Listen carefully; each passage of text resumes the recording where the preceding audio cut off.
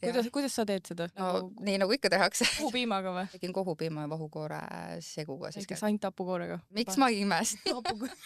Sest et eelmine podcast miskipärast oli mul terve aeg hääl, nagu mul oleks nina kinni.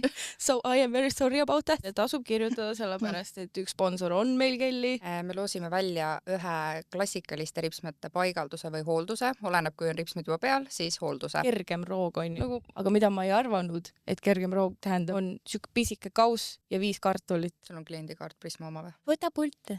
Mul on sulle väike kingitus ka. Serious? Ma jõuan terve poe kõik asjad ära tuua korbi juba. Ta valib ikka seda ühte ja sama liha. Sa pesed kana või?